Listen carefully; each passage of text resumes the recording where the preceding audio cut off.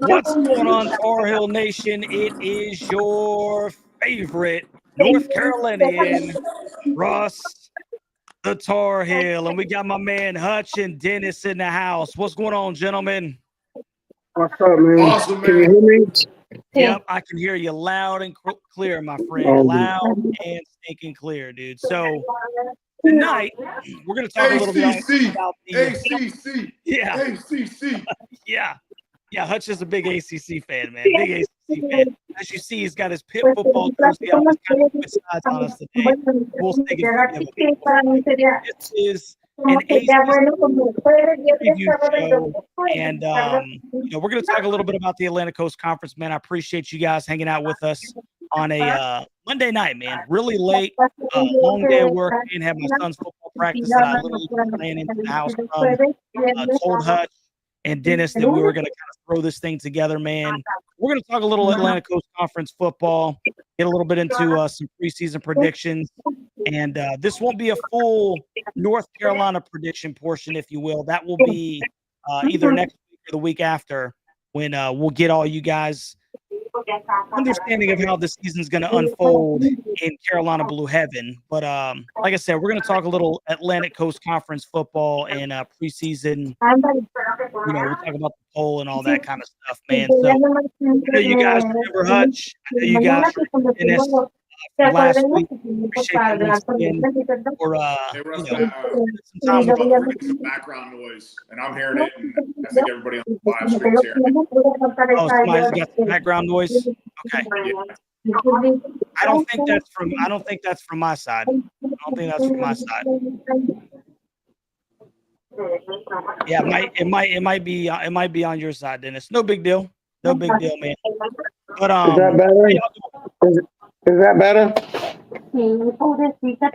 Yeah, it sounds like somebody's having a conversation. Yeah, I think it sounds like somebody's having a conversation. Yeah, I know.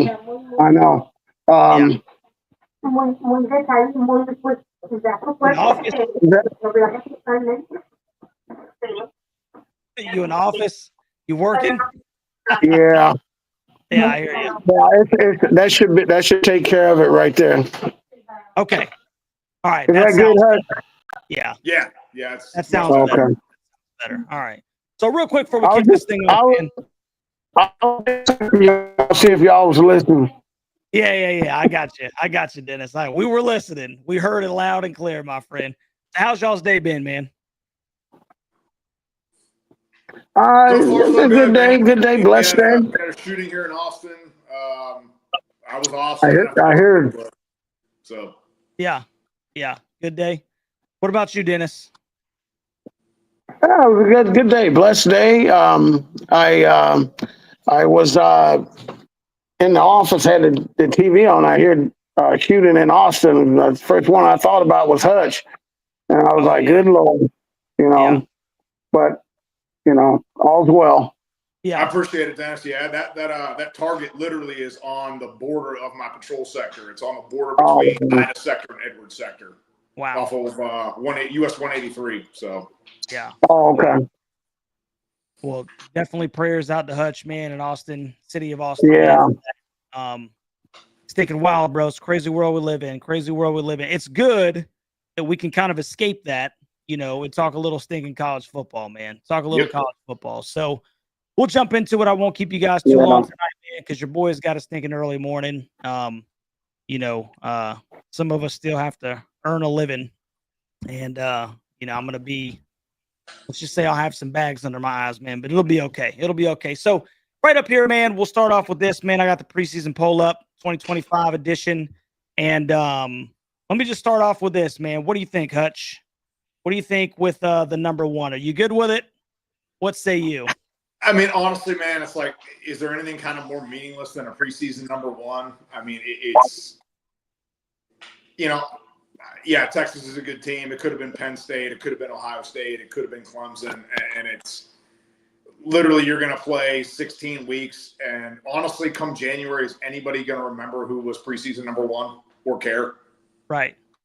Right. Yep. I think we lost Dennis. Let me get you back in here, Dennis.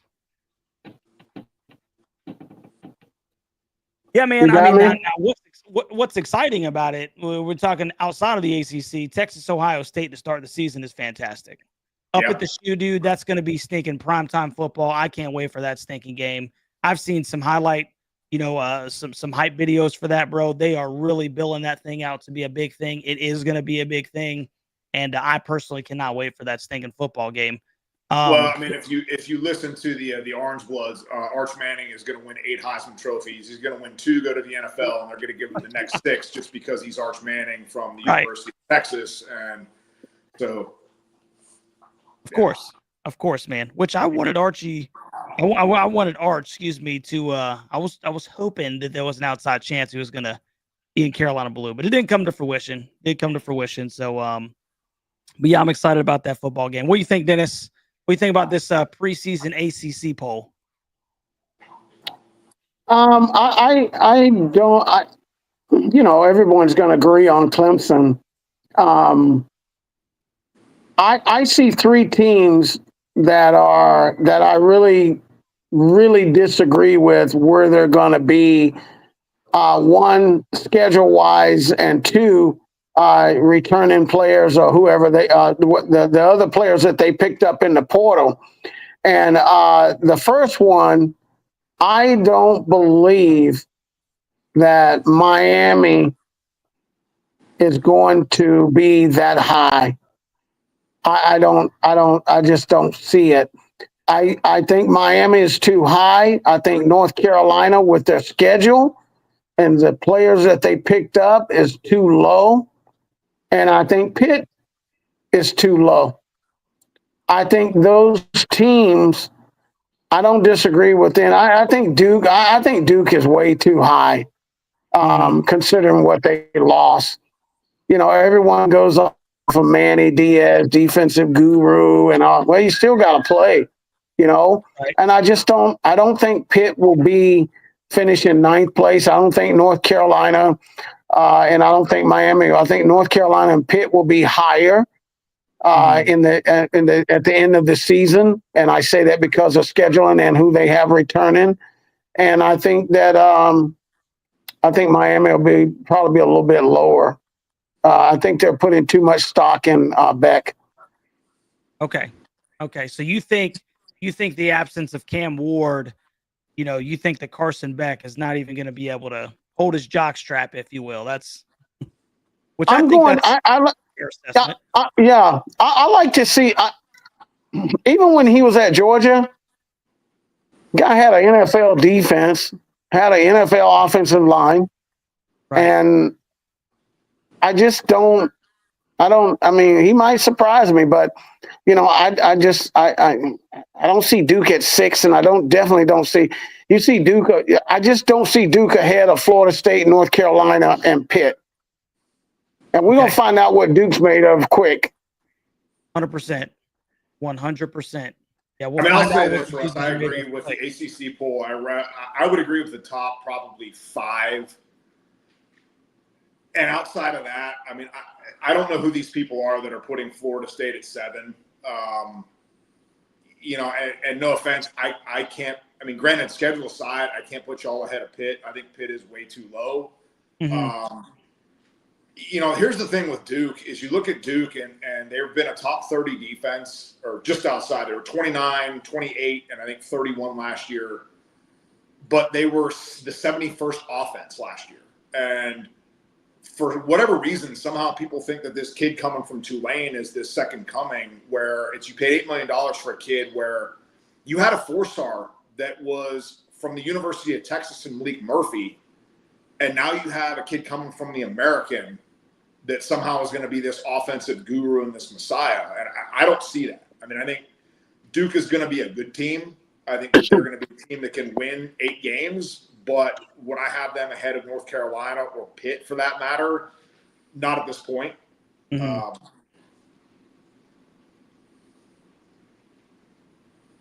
Yeah, I agree. Because I agree. Now, let me ask you this, Hutch. Do you agree with the top 5 in that order, or do you just agree with throwing those 5 in there? Right now, I would say that that's the top 5 in that order. And you look at Clemson. Clemson returns 80% of their starters. They return 86% of their offense, 75% of their defense. And they're Sunday talent. I think Cade Klubnik is actually the best quarterback in the country, regardless of conference. Wow. I look at Miami, and Miami is, yes, on paper, they should be the second team in the ACC. But I'll look at it from this perspective where their pass defense, their defense last year was garbage. Now, I know that they hired a defensive coordinator from Minnesota. They apparently went heavy in the portal to improve that defense. But you look at it, and Cristobal is 6 games over 500 in his Miami career. He's 4-8 after the month of November. They've historically nosedived. You're losing Cam Ward, and you're replacing with Carson Beck. Now, I've watched Carson Beck. Carson Beck's not a bad player. But there have been so many times over the last couple of years where they need a throw. They need to make a throw in crunch time, and he doesn't make it. Right. You also lose your doppelganger, 5'2", runs a 4.9 40, and has 10 catches for 200 yards every game in Xavier Restrepo. Every time they needed it, every single time that team needed a play, that kid turned an 8-yard crossing route into a 75-yard touchdown. Right. He's not there anymore. Right. So my question is that you don't get better doing that. Looking at SMU at 3, Kevin Jennings is a hell of a quarterback. Kid can throw the hell out of the ball. You bring Brashard Smith back at running back, but you lose half your defense. And I think people sleep on the fact that SMU had the best defense in the ACC last year. They were the best points per game defense in the ACC, and they held their own in the playoff against Penn State. That was the offense turning the ball over. It was a bunch. They held their own, and they lose half of it. I look at Georgia Tech, and Georgia Tech has now become kind of the chic pick. I'll say this about Georgia Tech, man. If they lose Haynes King, that team is screwed, because I don't think that there's a player that means more to a team in this country than Haynes King. Mm-hmm. And you look at when he was out last year and he missed parts of games. He was out for 2 games, missed parts of others. They're a completely different team without him. Completely different. Right. Louisville, I look at, and Louisville is beginning, and I'll catch hell in the comments. They're becoming the new Florida State because their fans are a little fanatical, and you have the 100th rated pass defense in the country. Right. It's hot garbage. It's like me, Dennis, you, and Lovey, could run routes on that defense. I'll say this. They have the best 1-2 punch at running back in the country in Isaac Brown and Duke Watson, who both averaged over 7 yards a carry. Mm-hmm. They had a great offensive line last year, but they lose 3 starters. I'm not sold on Miller Moss. I think Miller Moss is a kid who melts down under pressure. This is, to put it in perspective, he threw 6 touchdowns against the same Louisville team that he plays for in the Holiday Bowl in 2023. And he got benched last year at USC. He does not thrive under pressure. Now, can Brian Brom do for him what he did for the last 2 quarterbacks that came in there, turning Tyler Shuck into a second-round pick? Maybe. It remains to be seen. I think it's a good team, but they have issues just like every other team that isn't Clemson. Yeah. Yeah. And there's your top 5 right there. Go ahead, Dennis. First, I look at it from this. I agree with what Hutch said. I look at it from this perspective, though. I'm looking at the top 10, and North Carolina only plays 3 of them. I think that's Carolina only plays 3 that they have in the preseason top. Is it 4? Do they play? Who am I missing? So they play Clemson. They play Clemson, Duke, and State. NC State. Yeah, that's it. In the preseason. See, that's what I'm looking at. I as far as the top 5, I'll go back to the top 5, and here's my argument with Miami. If Cristobal can get out the way, they'll probably make a run at Clemson.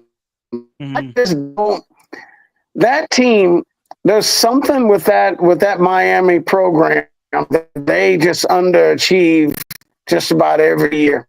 Annually, right? They do, and every year they don't SMU offensively, yeah, but that Hutch made it defensively. I'm not sold on Georgia Tech just yet. Georgia Tech they'll get up for the big games and then they'll go and Wake Forest and lose. Right. So the top five, I'm not sold on Louisville either. The top five that I'm probably not 2-3 actually.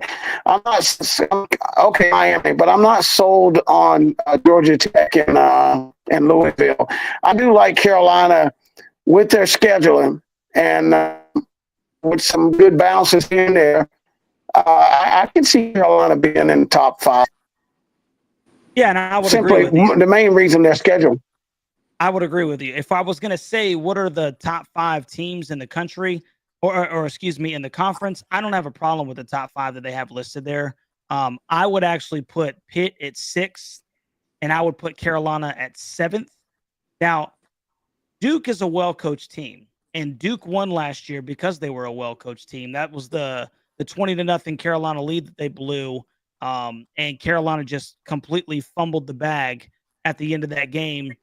This year, Carolina will not be a bad coach team. That's one thing that we know. We don't know what the talent is going to look like. Nobody does. But one thing that they won't be is a poorly coached team. And so if you ask me what are the top 5 teams in the conference, I don't have a problem with that when we're talking about the roster. But when we start looking at, scheduling and where teams can finish, I think that it's an important aspect, a variable that you pointed out. Carolina plays 3 of these top 10 teams, and 2 of them are Duke and State. These are not gauntlets. So you play the preseason, ACC champions, if you will, and then after that you play 2 other teams in the top 10. You've get to forego all of the toughest teams in an already not really good conference, top to bottom. And so I think that there is a really good chance that Carolina stacks wins if, like you said, they get some bounces, 1. And 2, I'm not talking about beating teams 50-14. I'm talking about beating teams 27-21. They might be, 5-2, 6-2, and they're not ranked, because they haven't played anybody. But that's the whole thing. They haven't played anybody. I'll say this for us, coming from the bottom, and you look at 17, I would agree. Stanford's the worst team in the conference. Massive rebuilding. I like the Jake Dickert hire at Wake. I think he's a good fit for that school. But you look at it, and he brought in a couple of offensive linemen. He brought some kids from Washington State. But they're trotting out Robbie Ashford, who was a washout at Auburn, a washout at South Carolina, to run that offense. You don't have any quarterback play. Cal lost 50 kids in the portal, 50 or 60 kids in the portal. Virginia, they add portal abuser, Chandler Morris, who, actually was a solid quarterback. He's been at Oklahoma, was a solid quarterback for TCU, did well at North Texas last year. They bring him in. They bring in Harrison Whaley from Wyoming at running back. Again, they have kind of a Tar Heel type schedule where they don't really play. They miss all the big boys in the ACC. You look at BC, and I think Bill O'Brien is a hell of a coach. They lose 3 O-line starters that were all conference selections. They lose a decent amount off their defense. I think they're going to struggle. I mean, if they can get to 6-6 in a bowl game, that's a good season for them. Mm-hmm. You look at Syracuse, and it's like everybody is kind of, I mentioned it last week. Syracuse loses a 4,800-yard passer. They lose their top 2 receivers. And Tabor Pena is now at Penn State. Aronde Gadsden and Jackson Meeks graduate. Those were their 3 of the top 5 receivers in the ACC last year are gone. Okay, they've returned 32% of their offense, and their schedule again is Tennessee neutral site, Notre Dame, at Miami, at SMU, at Georgia Tech. They have every heavy hitter. Right. And then they play Duke, Carolina, and Pitt at home. Where are you finding wins on that schedule? Virginia Tech, I think Brent Pry is fighting for his job. You know, they lose Brashay Tatum, their outstanding running back. I'm not sold on Drones. I think he's an average quarterback at best in the ACC. 100%. Average at absolute best. And that being said, it's like I heard a rumor the other day, and I don't know how true this is going to be, that they might load up a bunch of money and go after South Carolina's coach, Beamer, who is a legacy because his dad built that program. Now, why would Shane Beamer leave the SEC to go to Virginia Tech? Can't answer that, but hey, money talks. I look at NC State, and NC State, I really like CJ Bailey. I think that kid's a good young quarterback. I think Hollywood Smothers is a home run threat at running back. I don't know what they have in the receiving game. Concepcion is gone. Their offensive line last year was bad and became mediocre through the season. I think at one point toward the end of the year, they were minus 22 in turnovers. Mm-hmm. And that defense just, when they lost Peyton Wilson, they just lost difference makers on that defense. They didn't have anybody that was a disruptor, anybody that was worthwhile. And again, it's like, you're minus 22 in turnovers. That's a mark of a bad football team. And I'll get to Pitt. And, I'll say this about Pitt. I'll ask this question first before I get into that. I'll ask both of you guys, Dennis, Russ, give me a dark horse, an actual dark horse in this conference that's a legit threat to be a top 3 program, or at least get to the conference title game. A dark horse. So we're talking outside of the top 5, right? Correct. I think everybody thinks that the top 5 would be legitimate contenders to at least get into the Atlantic Coast Conference Championship game. Honestly, man, and I'd have to say Pitt. I really think that Pitt has got some talent on both sides of the football. And, they started last year really well. They ended terribly. But with Eli Holstein and the backers that you guys have, what's the running back's name again? Des Reed. Des Reed is one of the better backs in the conference. I think Pitt can make some noise. Now, I'd have to look at Pitt's schedule. I don't know. You fill me in on who they actually play in the top upper echelon teams, because I do think that's something to take into consideration. They get Louisville at home. They play Notre Dame. Which is a non-conference game. Yeah. They get Miami at home. They go to Georgia Tech, and they have a road date at Syracuse, which is kind of tricky. Right. But they don't play SMU. They don't play Clemson this year. They don't have Duke. They play at Florida State. But again, it's like we'll get into that. Tell me if anybody has any idea what Florida State's going to be. Because nobody. I'm sorry, I will go on record as saying Thomas Castellanos is DJ Uyuglele 2.0. All right, that kid is not the answer. He makes far too many negative plays. They have lost so much talent on that team. They're going to struggle to get 6 wins. I can't fathom these places that I see that have them winning 8 or 9 games. I know, it's crazy. I agree. He averaged 15 points a game last year and went 2-10. Right.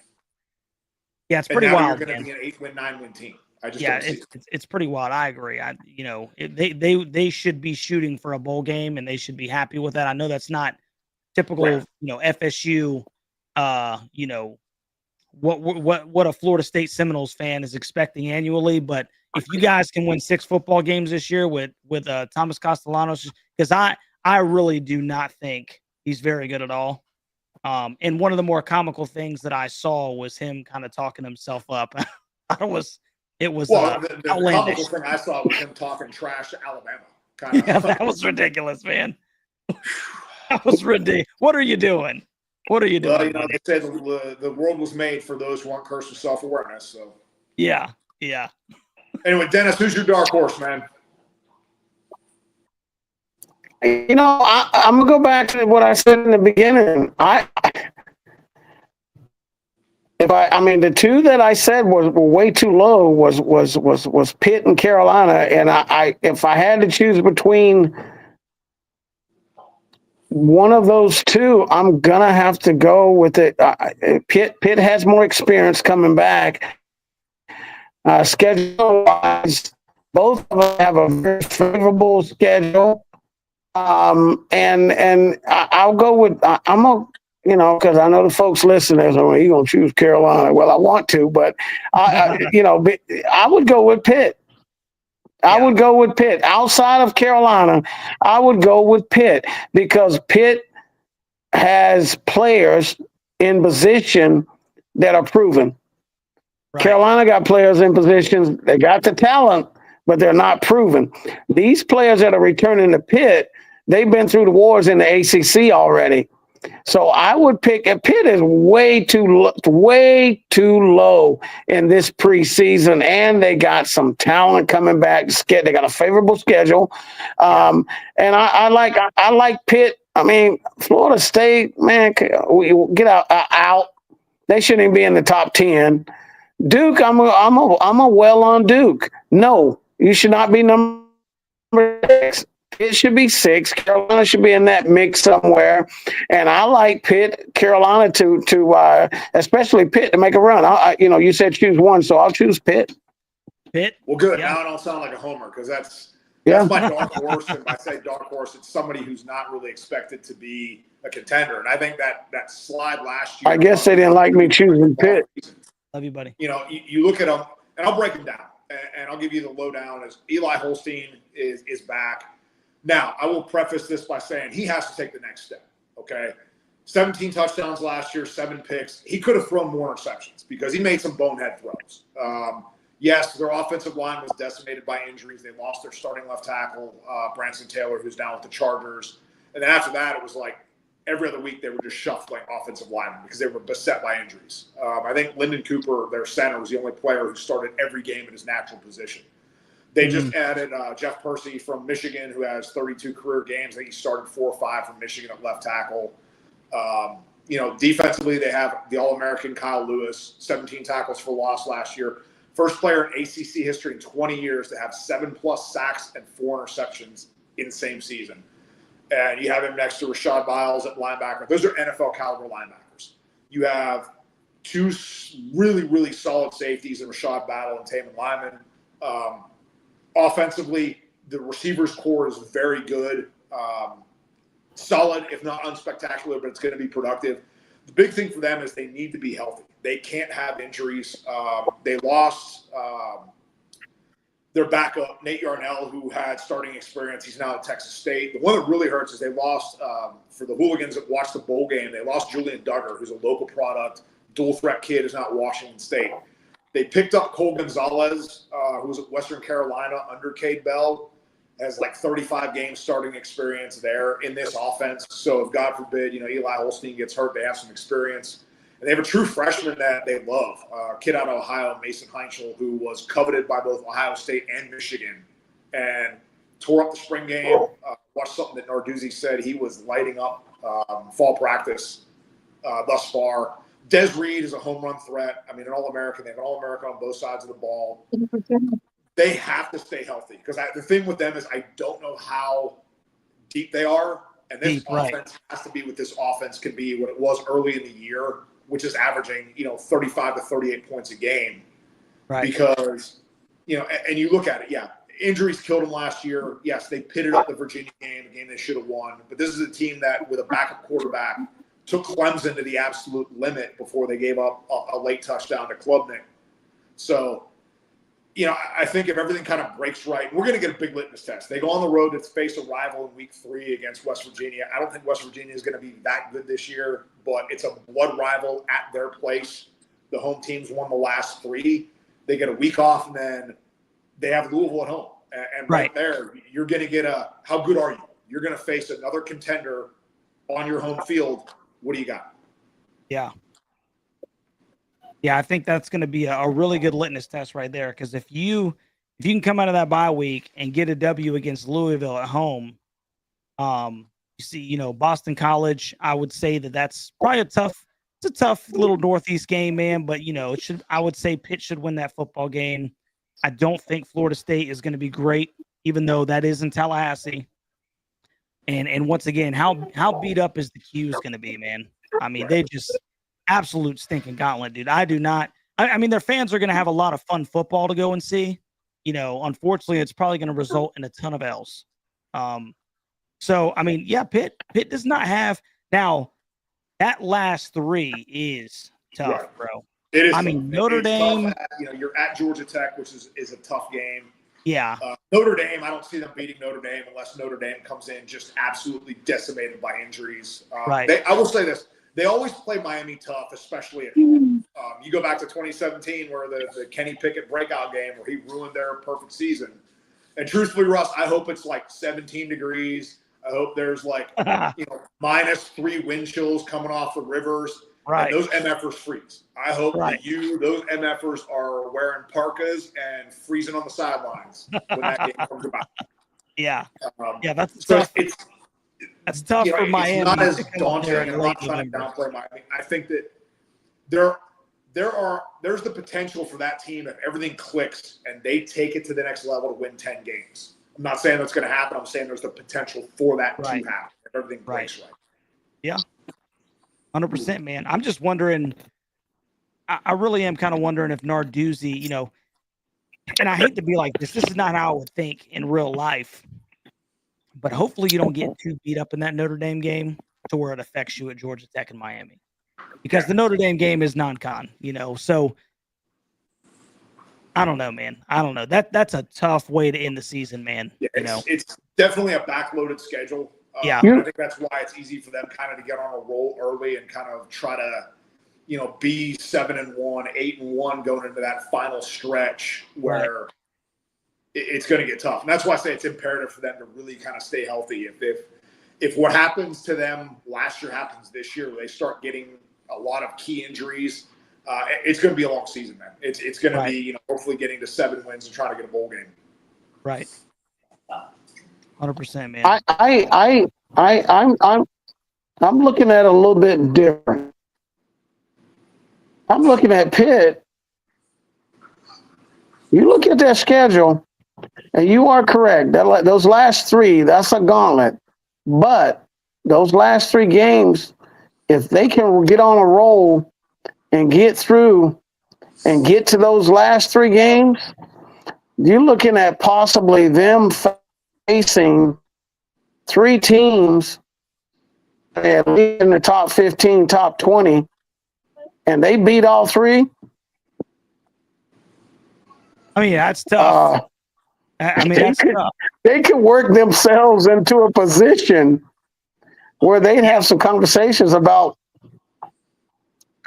Well, I think if they knock off those 3, like you said, if they kind of run, like Hutch was saying, if they go 7-1 going into Notre Dame, or 8-1 going into the Notre Dame game, maybe 7-2, depending on what that non-con, what your conference record is.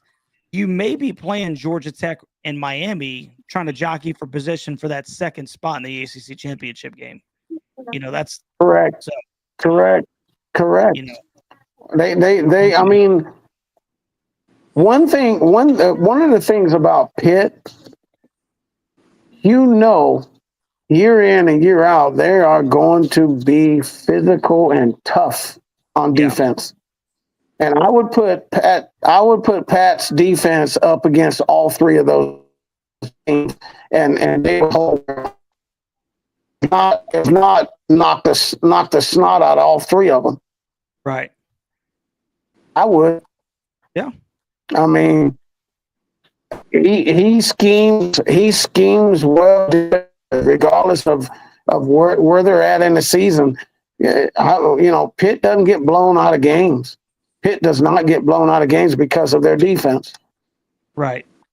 It happened a few times last year. Louisville blew them out, towards the end of the year. And they were beat up. That game I remember because, Eli Holstein literally drove them right down the field, throws a touchdown pass, gets called back for penalty.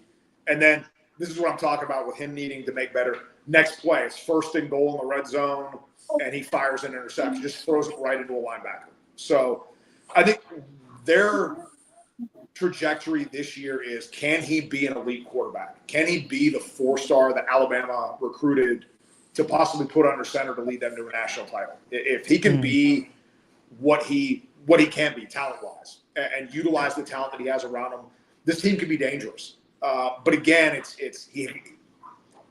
injuries or not, he made some really stupid decisions in the second half of last season that had nothing to do with O-line injuries or whatever else. So, but I have to also preface, kid was a freshman last year. And I saw something today where he was talking about, he's like, look, I went into camp last year where I wasn't getting reps with the first team. I was trying to win a job. I was battling Nate Yarnell. And even through the season, it was kind of like I wasn't getting all the reps. And for this last year, it's like, now I'm getting all the number one reps. It's like I'm the leader of this offense. I'm the leader of this team. So, hopefully that bodes well for them. Honestly, I think the other team that I think Duke. And I think Duke, just because of the fact that Duke is really, really sound defensively and well coached. Do I think Mensa is the answer at quarterbacks that's going to lift them above being a 74th rated offense? I don't know. I don't think so. Like I said, you had a 4-star.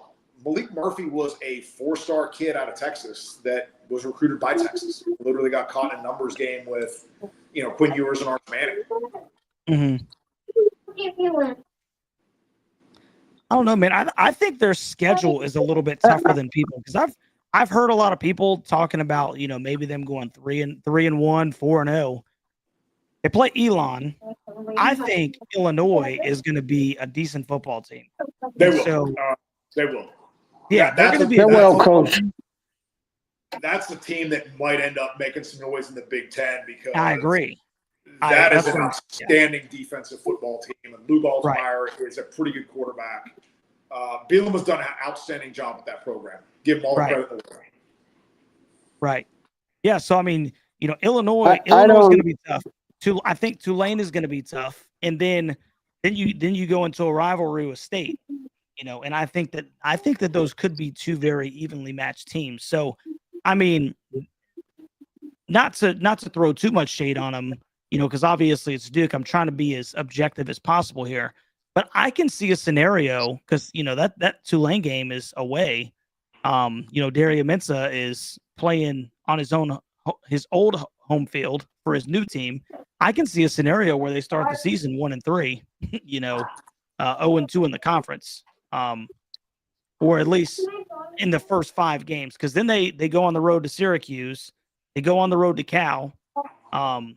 It's not necessarily 2 very easy games, and then you follow that up with Georgia Tech and Clemson. Now the back half of their schedule is not great, but they kind of got a tough first half of that schedule, man. It'll be interesting. I am kind of interested to see what Manny does over there because they did shock me last year. It was a very well coached football team. I think Manny, uncharacteristically, if you will, was able to do at Duke for whatever reason what he was unable to do at Miami. He kind of got those guys to buy in, and they were a sound football team. I feel like Manny was directly involved in coaching them to wins. I really do last year. I don't think I could say that very often with the Canes. So it'll be interesting to see what the Dukies do. I do not think that they're a more talented football team than Carolina. I think that Carolina has more talent on the team. Even with all the transfers that we have in, I just think it's a more talented program in general. And once again, I think that the difference here is, it is year 2 with Manny. But I think that one of Carolina's Achilles heels was the fact that they were just not a very good coach football team last year in any phase. And I think that changes this year. So like I said, we're talking about some players. Go ahead, Dennis. They lost a lot of players in Duke's offense. From what they lost, I don't see their offense producing like it did last year. Right. I don't. Right. They lost, and they lost a lot of skilled players too. Yeah. I mean, like I said, they got a couple of guys, man. They do have a couple of guys, that are coming back, that are productive players. But once again, I think that it's more Duke is one of those programs where it's less about talent. It's more about, getting guys in the right gaps, getting good run fits, and scheming your way to victories because you're just not going to be uber talented. And so they had a very successful year last year. I can't take anything away from them. They did come back and beat Carolina, but I'm not sold that Duke is a true contender to maybe sneak into the top 5. I don't think they're a top 3 or 4 type team. I just don't think that they have the ability to do that. I think my 2 dark horses are Pitt, and I think the University of North Carolina. And I seriously am being as objective as possible when I say that, because I don't think that anybody knows exactly what we have. I do think that we have good skill players. As long as the trenches are improved and the better, just being a better coach football team with an atrociously soft schedule. I mean, I'll be honest with you, man. As I go through Carolina's schedule, there's not many games here that really get me excited, and I hate that. I see a ton of opportunities for W's. The only thing in most of these games that's going to excite me is the fact that I'm watching the Heels. But it's not like I'm watching Carolina, South Carolina, Carolina, NC State. There's not a lot of those here. Right. And there's a lot of games where we should be able to compete and win. Russ, going back to Duke, if you look at their schedule, they come off, if I'm correct, they travel to Cal, correct? Fuck out of the way. Come on, move. They travel to Cal. Right. But then, in their favor, the week before they play Georgia Tech, after traveling across the country, they have a bye before they play Georgia Tech. And then they get a bye after Georgia Tech before they play Clemson. In Death So Valley. that's a little bit in their favor. Yeah, that's a little bit in their favor. Yeah. To be able enough to come off of across the country and then get a bye and then play Georgia, get prepared for Georgia Tech, and then get another bye after Georgia Tech and play in Death Valley. So I think that'll maybe help them a little bit. I really don't think that they have the horses to compete with Georgia Tech or Clemson. I'm a big Jamal Haynes fan. I personally think that he might be the best running back in the Atlantic Coast Conference. Big Jamal Haynes fan. I think that Georgia Tech is a more talented team, especially if Haynes King is healthy. And Georgia Tech is an older football team too. They got a little bit. They got some depth, and they're a little bit older football team. So I do think that they're legitimate contenders. I don't know that I'm going to see them in the Atlantic Coast Conference Championship game, but I do think that this is going to be a decent Georgia Tech team, and I don't think Duke can compete with them. I'm glad that Carolina's not playing Georgia Tech this year. And I don't think they have a snowball's chance in the hottest parts of hell in Death Valley. It's just, but I don't think anybody in the Atlantic Coast Conference, except for maybe talent-wise, the Canes actually have a legitimate shot in Death Valley. Because Miami does have some talent on their roster. They do. It's just, can Cristobal put that together? And is Carson Beck, a comparable quarterback? Can he give you any kind of production that, Buddy did last year? And that remains. I just think I think it's a significant. I mean, it's a downgrade from Cam Ward, and like I said, 100%. losing Restrepo hurts as well. Looking at Clemson, how fun is that week 1 against LSU going to be? But you look at their early schedule. You got week 1, you got LSU, and then week 3, you got Georgia Tech in Atlanta. On the road, and you also face SMU. You also got Louisville, and then your non-conference games are LSU and South Carolina. So, and South Carolina beat them last year. Yeah. And they are going to be a decent football team this year. Look at SMU, and SMU's got non-conference games with Baylor and TCU. Right. Yeah, man. I mean, Clemson's schedule was a little tough too. Like you said, man, that opening LSU, Troy, at Georgia Tech, Syracuse at the house, then they get the open date before going to Chapel Hill. Do we really have, I guess, maybe a puncher's chance in Chapel Hill, at BC, It's not going to be too cold. October 11th. SMU, then an open date against Duke. And then Florida State. That's sort of a rivalry game, obviously, but I don't think FSU's got the horses this year. At Louisville is an interesting game. It's a very interesting game because I think the Cards are going to be, especially at home, good enough to give them a shot. And like you said, finishing at South Carolina in a rivalry game is going to be tough too. And that's one of the reasons why, I think that Clemson, once again, is obviously the most talented team in the country. But that's a more difficult schedule than, some of these other teams. Well, then you look at the U opens up Catholics versus convicts circa, the 2025 edition. They open up with Notre Dame. Yeah. And then week 4, they're playing Florida. And, Florida is everybody's sheep pick this year with DJ Langway to be kind of a dark horse in the SEC because they were beset by injuries last year. And Miami embarrassed them. It was like 38-10 last year, embarrassed them.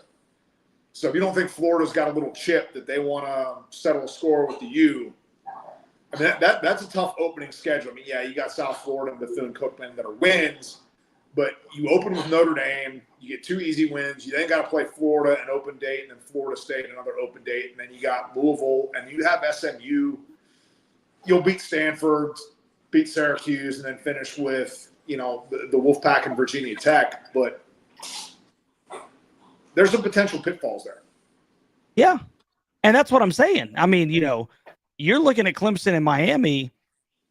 One could argue that they're the 2 most talented teams in the conference with slightly more difficult schedules. They could find their way. They could find themselves on the outside looking in when we're talking about going to the ACC championship game, when you compare them to maybe some less talented teams with much more soft schedules.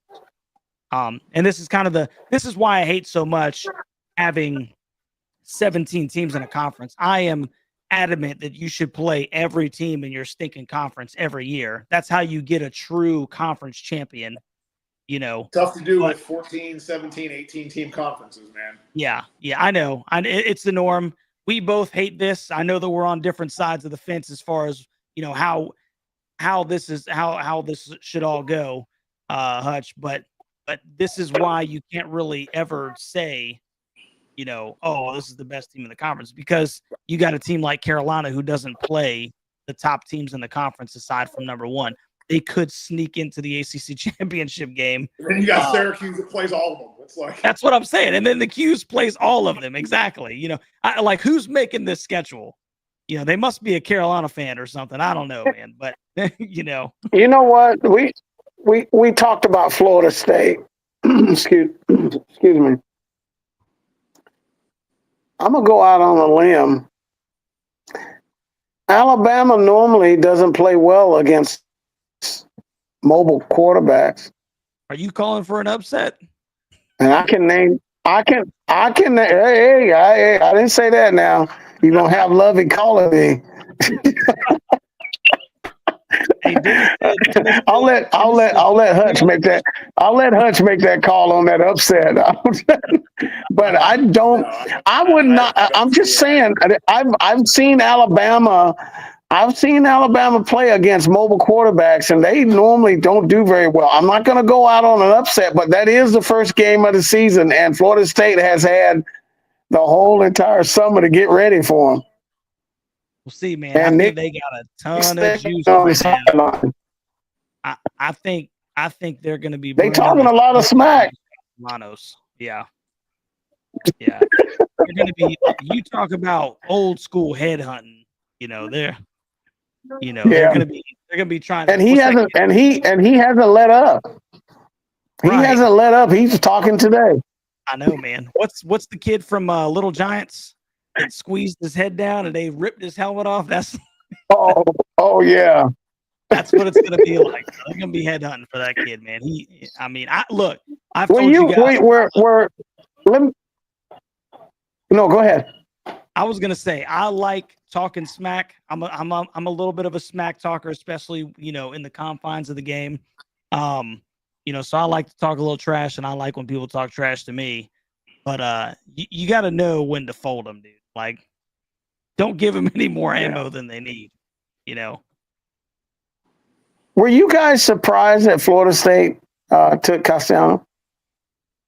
Very, very much. Yeah, very, because it's like you would think that a school of that pedigree and prestige would go after somebody that wasn't benched for negative plays at kind of a lesser school. I'm not trying to shade Boston College. It's a school that produced Doug Flutie and Matt Ryan, but it's not like you went and got a kid out of Alabama, or you got a kid out of LSU, or you took a kid from Clemson or Tennessee. It's when you're not able to get kids of that nature and you're going to Boston College to get kind of a retread that I think is very, very similar to the last one you got that was a complete disaster. Right. That's kind of very telling. And I think a lot of them, they think that, I guess, Gus Malzahn is going to be this miracle worker with the offense. And for their sake, he probably better be. But it was surprising. It was surprising that, you took a kid that not only kind of got benched, but then quit on his team, and this is the leader of your team. I guess I just don't see it. And to me, it's even more indicative of that you've kind of failed in recruiting, where you didn't have a deep enough quarterback room after Jordan Travis that this is what it led you to. Right. For a team that supposedly is one of the upper echelon blue bloods of college football. Yeah, I'd say top 15 programs in the country. And like I said, it's almost like the only game film they watched on Castellanos is the game he played against them last year. And they're like, yeah, that's our guy. Because that's the one game that he actually played fairly well in. And they're like, well, we've seen this guy in person against our just outstanding defense, which it was not. Hey, let's get him. Let's just put a stinking spear on his helmet, bro. Well, he don't even have to change colors. We'll get him over here. The finance, the finance. Yeah, exactly. Terrible. The finance department, I think, handled that deal. They told him after they gave that $3 million to what's his name from Clemson. They told him, you got to, hey man, y'all got to get a low one on this one. Yeah, I don't know, man. I don't know. They didn't. They told him you ain't spending no $3 million on a quarterback again. And what's crazy too is if Norvell misses on this one, that's back to back where he missed big. And I told everybody that DJU. That's one of the times that I got it right. I said, hey man, this guy is not good. I noticed that. Let me tell you when I noticed, and I told you guys this before. When I'm telling you right now, if DJU was the quarterback for the entire football game, when Carolina went to the ACC championship game, Carolina had a very good chance of winning that game. They could have been the ACC champs if DJU would have remained the quarterback. If they didn't pull him because he was missing bad. I was at that game. I mean, he could not throw a hitch route to save his life. They pulled him, put Klubnik in, and the game changed. He was that bad. And I knew he was going to be bad. And for whatever reason, they pulled a string, and it was bad. If he misses again, Norvell, I don't know how much longer they're going to give him, man. So let me ask you this. For me, Russ, is it's kind of like they've tied their wagons to this kid. I think Norvell is on the hot seat. He made the changes staff-wise. Brings in Gus Malzahn, and that's the kid who's going to run your offense. Right. I'm just like, when you have Pitt going and taking a kid from Alabama, and Florida State is getting a kid from Boston College, that's just kind of okay. It's last game of the season, can't hold anything back. Pitt Panther right here. Yeah. There's Rock, guys. There's Rock. We got Ramesses and Rock, official mascots of the channel, man. So let me ask you this. Out of the coaches, we won't be too much longer, guys. Out of the coaches in the conference, who's gone after this year? And obviously, this is factoring in what you believe these teams will do this year. Who's gone? I need honestly, coaches that have gone. The first one off the top of my head is Brent Pry at Virginia Tech. I don't think they're going to do enough. I think that fan base is very, very, very restless. Right. He's 16-21 there. I think they want more. And again, it's like I don't think that they're going to end up they're going to struggle to get to 6-6, and that's probably not going to be what they want. So Right. the other one I think is Norvell. I don't think he's not going to get this team to a point where the fan base is, okay, you went 6-6 and went to a bowl game. Mm-hmm. That's just not going to be enough. Right. I think Doran is on a hot seat. I know I brought this up last week where just watching or just seeing a bunch of stuff on Instagram, a lot of their fan base, they want him gone. Right. Which is kind of surprising because he's 20 games over 500 at NC State. Overall has done a pretty admirable job at a team that's not really a traditional power. Mm-hmm. But I think those are probably the three that are on the hottest seats right now. Tony Elliott at Virginia, maybe, but I think he's got that team competitive. They fight and they fight their asses off each game. And again, it's like I don't know what they think they're going to get. So those are probably the four, maybe Justin Wilcox, but I think the top two, literally, it's Norvell and Pryor, the two. Yeah. Do you think Norvell is gone this year, and Brent Pry? You think those are the top two? Who do you think, Dennis? I think that if Norvell is I think of all the other ones that I'm going to mention, I think Norvell is the one that if he does not finish double-digit wins, and if he does not finish in the top three, he's gone. It doesn't matter if he wins 8 games or 9 games. He might want to be north of 10 games to keep his job because they've been itching. You know who they're itching for. You know who they want. Yeah, they want him. Yeah, they want him because he can do what Norvell can't do. He can get them kids out of Florida. Yeah. He can get them kids out of Tallahassee and all that surrounding areas that Norvell can't get those kids. He can't get them. I think if he ain't north of 10 wins, I'll tell you what, 10 wins or more, I think he's gone. If he goes 9-3, I think he's still gone. That's crazy. Because they're itching for Dion. And that's kind of the landscape of college. I think he's my number one. And I hate to see anybody go. I know we don't want to see anybody lose their job, but number 2, and he's a close number 1, Doran. Yeah. I think if Doran, and tough because they're not as talented. They don't have the talent they've had in the past for this team this year. They do have a kid at quarterback that can make some things happen and a running back. But I remember watching NC State, and Russ, I remember you and I talking about this. NC State runs more trick plays than a Pop Warner team. Yeah. And they get away from their running backs. They get away from that's the reason the receiver left. I just see. I think Dorn's done. And then the third, I would. I think Tony Elliott. I think yeah. But the problem with Virginia is this. If you try to fire somebody, you're not spending any money. What are you firing? What are you firing him for if you're not going to put any money in the program? Right. They don't put any money. Think about it. Think about all the ACC teams. Name anybody anyone that Virginia picked up in the portal and gave some money. Yeah. Right. Which is crazy, man. As much as I can't stand Virginia,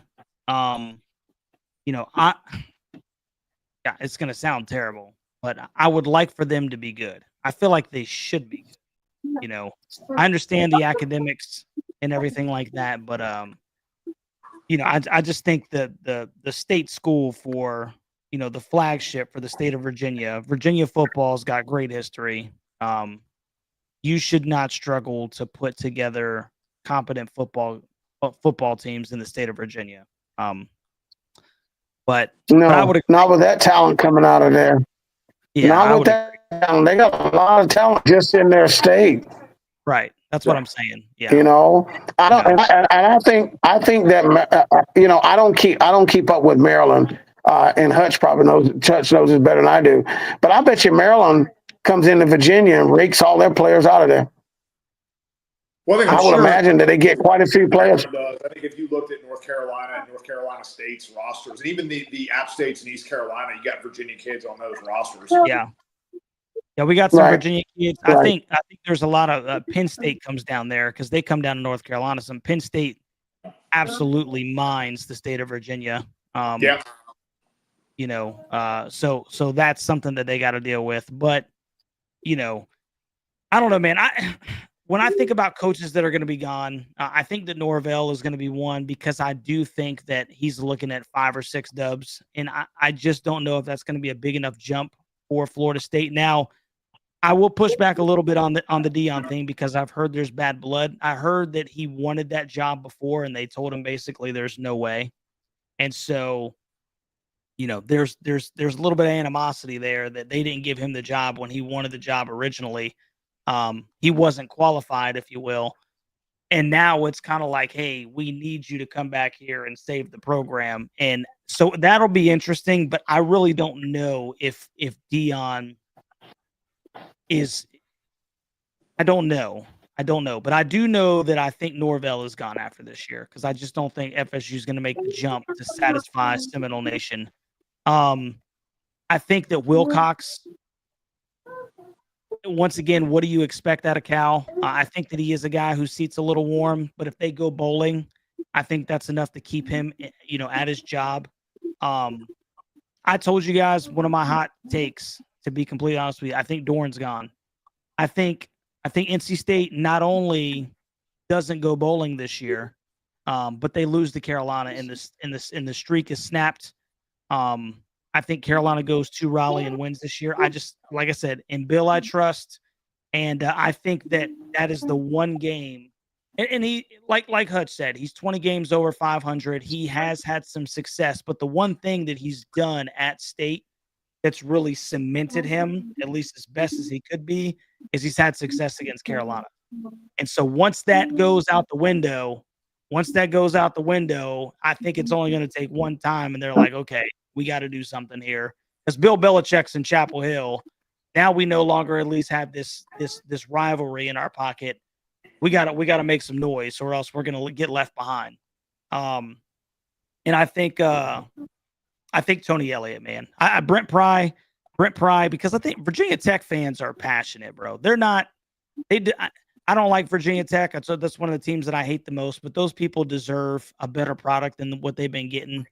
You know, it's a passionate fan base. 5-7, 6-6 is ridiculous at Virginia Tech. You know, I don't think that they're gonna. South Carolina's going to end up smoking them. I hate that, but I do think that they're going to end up taking them out to the woodshed, and it's just going to be downhill from there. I don't like Tyron Jones. I don't think he's, you know, an upper echelon ACC quarterback. We'll put it that way. And then once again, I think Tony Elliott is probably gone. But I think you make a good point, Dennis. What do you expect when you're not really investing in your program? You know, when you look at NC State's schedule, you look at State, you open up against East Carolina, who beat you in a bowl game last year. You got Virginia, that's winnable. You should beat Virginia, you should beat Wake. You got Duke. You know, I think Duke's a better team than you are now. You got Virginia Tech, who you should beat. You should beat Campbell. So there's 4 wins. You got Notre Dame on the road, and then you got Georgia Tech, and you finish with Miami. You're going to struggle to get to 6 wins. I mean, you got Florida State. Look at the back half of that schedule, man. I mean, Notre Dame, at Pitt, Georgia Tech at the house, at Miami, FSU, North Carolina. That's a rivalry. Hutch, you think NC State gets 6 wins? I mean, looking at that schedule, man, they're going to have to. I mean, you have to. East Carolina's a must-win. Like literally their first 3 games are must-wins, and they've struggled in Winston-Salem, basically beating Duke and Virginia Tech. I mean, if you can start out where you're 5-1 and your only loss is to Duke, you got a shot because then maybe you can upset, you know, Florida State, or they beat y'all. Yeah. And I'm just saying it's a rivalry game. Right. That gets you to 6 wins, but you have to have – I mean, if they stumble early, that schedule is going to be brutal down the stretch for them. Right. Yeah. Excuse me. I talked to a buddy of mine today. Excuse me. And he's a big time NC State fan. That's why I only try to talk to him once a year. He's your buddy? Well, I'll say that. Now we're on. We're live. So, yeah. But and he said this is the first time I've heard him say this. He said he'll be surprised if they get 4 wins. 4. Wow. And I'm looking at their schedule. I didn't look at the schedule until we started. Do they beat Duke? I mean, that's a tough game. I mean, Yeah. where is it? Is that at Duke or is that NC State? That's at Duke. They're in Durham. That's at At Duke. Wake, at Durham. And they've struggled in Winston-Salem, man. I mean, that's, if they lose the ECU, I mean, if they lose to Virginia, if Virginia upsets them in week 2, I mean, Tony, bro, it could be downhill. Yeah, you're right. Tony Elliott, that early in the season, Tony Elliott will have Virginia ready. Yeah. He'll have Virginia ready. I see that schedule after that Virginia Tech, and you go, whew. Because I look at Notre Dame, Pitt, Georgia Tech. Schedule, and here's the teams that I think you're better than East Carolina, you're better than Virginia, you're better than Wake Forest. I think Duke's better you're better than Virginia Tech, you're better than Campbell. There's your 5 wins. Now, who are you beating on the rest of your schedule? Possibly Florida State to get to 6 wins? Right. Okay. Or a rivalry game, Or a rivalry game where you beat North Carolina. But it's like if you end up you lost the bowl game to East Carolina last year, and if you drop one to maybe Virginia Tech or Virginia, that can really mess up your entire season. Right. I agree, man. I think they got a very important first half, man. And there's a lot of important games in the first half of State's schedule too, man. I mean, You look at Carolina, ECU's important. Charlotte and Richmond are they should be throwaway games. Maybe your next Charlotte, 3 should be wins. You're better talent-wise than Charlotte, Richmond, and UCF. I agree. So we should at least be 3-1 in the non-con. But when you just drop down 1 and you see, those are some. ECU has become a rivalry with State, so that's going to be a hard-fought, passionate, stinking football game. Then you go to Virginia, which is where's that game at? That one's I think it's in Raleigh, but they're talking about turning Raleigh purple. I've seen a lot of there's going to be a ton of ECU fans there. I guarantee it. Yeah, ECU does not like NC State, and that goes back probably 30, 40 years. They just don't like them. Yeah, they can't stand them. And like I said, we've had our own animosity with ECU, but we just haven't played them in a long time. So now it's kind of like NC State's turn, But you talk about hard-fought in-state game, State and ECU, Virginia up next. Tony Elliott early in the year. He's got to get things rolling, and then rivalry games in Winston-Salem, in Durham. Then you follow that up with a home game against Virginia Tech. The Hokies will travel well. There's a lot of important games in that first 5 right there, dude. So. We'll see, man. We'll see. That's kind of the thing is you look at some of these non-conference games, and it's like Virginia Tech. You got South Carolina and Vandy. You're likely to open 0-2 when you're going to struggle to get the bowl eligibility. And then you got Old Dominion after that and Wofford. But then you get into it. You've got Georgia Tech. You've got Louisville. Again, it's like you're going to try to get the 6. And yeah, it could be tough, man. It really could be tough. It could be tough for them to get to 6 wins, especially if they slip up early, because they don't have a lot of room for, to catch up on the back end of that schedule. And I think the thing about State too is, I think that they're pretty talented at the skill position. CJ Bailey, I still have my questions, but yes, there's a chance that he could be a really good, quarterback for 12, 13, 14 games. I do think Hollywood Smothers is a very dangerous back. They do bring back Justin Jolie, probably one of the better tight ends in the ACC. But what do they have at the line of scrimmage? And the defense isn't nearly as good as it has been in the past. So I think they got question marks on that side of the football. And I don't know, man. They might have some high scoring affairs, to really stack W's, man. But very interesting, bro. It's going to be very interesting to see what they do. So we've talked about. And then looking at Virginia, I'm looking at their schedule, and it's like, hey, you've got winnable games in your first four, where you got Coastal Carolina, you got State, William & Mary, and Stanford. It's like, what if they start 4-0 and they get on there and beat Florida State, and you're 5-0? Louisville, I think, beats them. Washington State lost a ton in the portal. They get y'all. Cal is winnable for them. Wake Forest. I mean, that's what I'm saying. With that schedule, they can get to maybe 7 wins and maybe save Tony Elliott's job, where he's not getting fired. Hey, you laid some groundwork. Chandler Morris is a solid quarterback. Right. And Harrison Whaley has been at Northern Illinois. He was at Wyoming. Was injured last year, but in 2023 was a workhorse for that program. So, maybe they do something where it's like, hey, they're not really a dark horse, but Tony Elliott's what he's built is starting to take fruition. It's starting to come to hey, they're a competitive team with a schedule that allows them to, hey, now we're at 7, maybe 8 wins and get a bowl game. Right. Yeah. I don't know, man.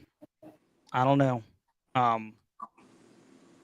Yeah, it's going to be interesting. Obviously, I'm rooting against State. Not necessarily Tony Elliott, but I'm hoping Dave Doran gets kicked out of the door, like face first. But yeah, it's going to be an interesting season, bro. Lot of topics of this discussion here. I think that we are probably in solidarity. Like, if we're betting men, Clemson's going to win the Atlantic Coast Conference. But now we've talked about the variables of they do have somewhat of a tough schedule. There's some, LSU, South Carolina's a top 15 team going into the season. At Georgia Tech in your third game, that's your ACC opener. Tough. So there's some potential stumbling blocks in there, and you've got SMU and Louisville. Right. I think the only contender they don't see is Miami. Right. Right. And then we also talked about how the Canes, there are some potential stumbling blocks in there as well. Notre Dame to start the season, you do have to play the Florida Gators. You go down to Tallahassee. It's a rivalry game. I know we're not big on FSU right now, but Louisville, you do have to go down to Dallas. And then you finish the season at Virginia Tech at Pitt. I mean, it's in Pitt in late November. Right, right. So, it's not like you're going to Pitt in September. You're going to Pitt literally like a day before December. Yeah. In a stadium that sits at the confluence of rivers. Right. So if it's windy and they're in their snivel gear, that could be a very interesting game. You look at the track record of a team that they went to an indoor controlled environment at Syracuse last year with a chance to win the ACC and go to the ACC title game and laid an egg against Syracuse. Right. So now you're going to an outdoor venue. Right. Yeah. Yeah, man. I don't know. Yeah. I don't envy that at all. Glad we're not playing Pitt in late November. For sure, man. So as we wrap this one up, guys, you guys got any last thoughts? I'm just waiting for I'm just ready. Yeah, I think this is going to be a fun. Yeah, I know. That everything kind of in this. Yeah. I think there's Clemson and everybody else. And I think some have better shots, and we've kind of talked over that. There are some that I think are expected to do more in this conference, but I think it's wide open. It's not going to surprise me if Clemson is playing, Pitt, or Clemson is playing Georgia Tech or Louisville in the ACC title game. Right. Yeah, that's not going to be shocking because I think all those teams, if they come out and everything breaks right, I've said it from the get-go. I think every team that isn't Clemson has strengths and they have definite weaknesses and definite question marks going into this season. Right. 100%.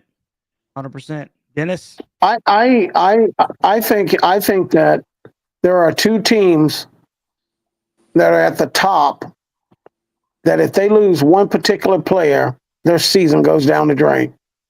That's Clemson and Georgia Tech at the quarterback position. Yep. They are going to depend on those two to get them over. Yeah. And it would not surprise me because of the,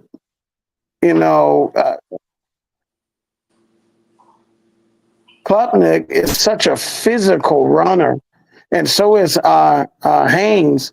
Yeah. If one of them don't get dinged up and they slip up and they lose a couple of games. And having said that, I think that we could possibly see, if Clemson slips up, we could see Georgia Tech, North Carolina in the ACC championship game. I don't know, man. Clemson, North Carolina. Yeah. I think that Clemson's got a tough schedule. It is a tough schedule. And Georgia Tech's so inconsistent. Georgia Tech's just they're inconsistent though. They're so up and down. Sometimes they look just as good as Clemson, and other times they look like they couldn't beat Boston College. Right. Yeah. That's one thing, and I will echo that, Dennis, is that Georgia Tech, and I thought about it the other day, that if you ask the just random college football fan or someone who's a casual fan about Georgia Tech, they go, oh yeah, they've beaten Miami the last 2 years, beat Florida. Would they win 9-10 games last year? Oh, they scared the living daylight. Should have beat Georgia. And you look at them, they're 7-6 the last 2 years with one bowl win and one bowl loss to Vanderbilt. And it's like, they beat Miami and then they end up losing to Virginia or losing to whomever. And it's right. I echo what Dennis said. I think that there is no player that means more to his team than Haynes King. I mean, he reminds me a ton of Max Duggan when Max Duggan was at TCU. Because TCU in 2022 was an 8-win football team. Max Duggan put on his back and willed to the national title game. And this Georgia Tech team feeds off they feed off Haynes King. 100%. They're a different team, not the lineup. Yeah. 100%, man. I think you could throw let me ask this question to you guys. Let me ask Russ, if you don't mind. Let me ask this question: Who do you guys have an ACC championship game? Oh, I mean, Hutch. So I'm gonna stick with Clemson. I think there's some possible pitfalls here. I'm gonna stick with Clemson, and like I said, if I was a betting man, I'm still probably gonna go with Miami right now, tentatively.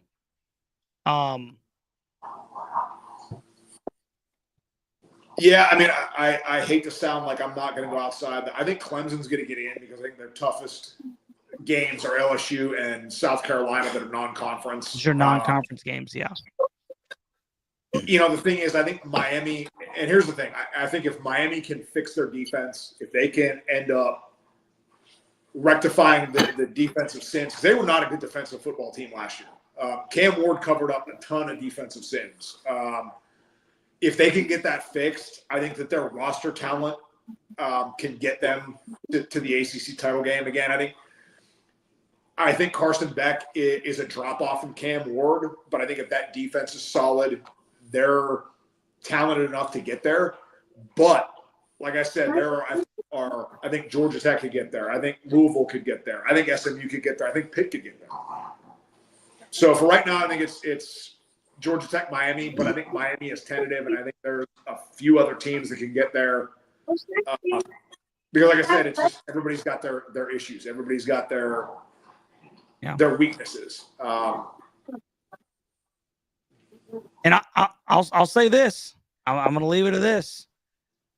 People are going to laugh at me. I can see a pathway for Carolina to go 7-1 in the conference. I mean, you do play Clemson, but at Cal, Virginia, at Syracuse, Stanford, Wake Forest, Duke, and NC State, there is a pathway there for them to be 7-1. And if they're 7-1 in the conference, they're probably in the ACC championship game, which also means what? I mean, I'm just saying there's a pathway there. And so, but I'll say this, Russ, is like talking to my late buddy, Tom, got that right there just for him. Clemson helmet. Rest in peace, brother. Love you.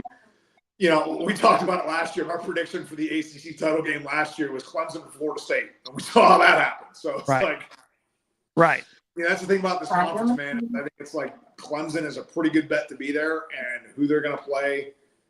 I mean, it's there's any number of teams that could get there. I agree. And again, I think it's football. It's what happens if Miami has a rash of injuries. What happens if Georgia Tech or whomever has a rash of injuries, and you have North Carolina or you have Louisville stays healthy? Whatever team it is doesn't have that. Right.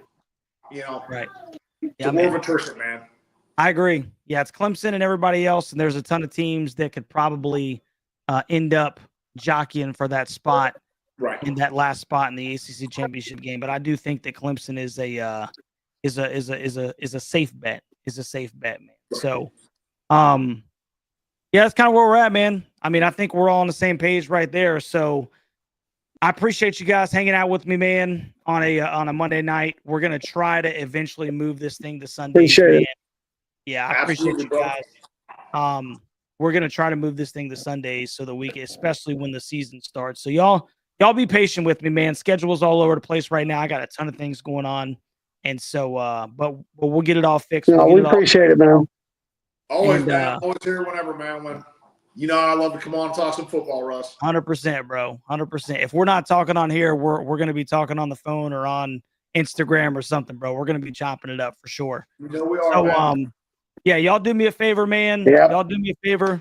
Hit that like button, share, and subscribe to the daggum channel, dude. We are literally 3 weeks out from Carolina and TCU. And I'll be right there, man, with my man Dennis and Hutch, dude. We're going to have a Yes, sir. Yes. Oh, yeah.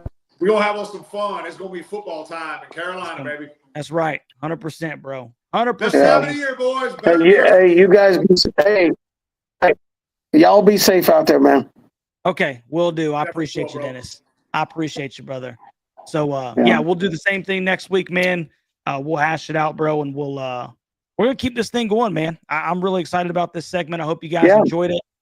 We literally just threw this thing together, and I think it turned out all right, man. So, like I said, share, subscribe to the channel. Love you guys. It's a great day to be a Tar Heel, and we'll catch you on the next one. You got that right.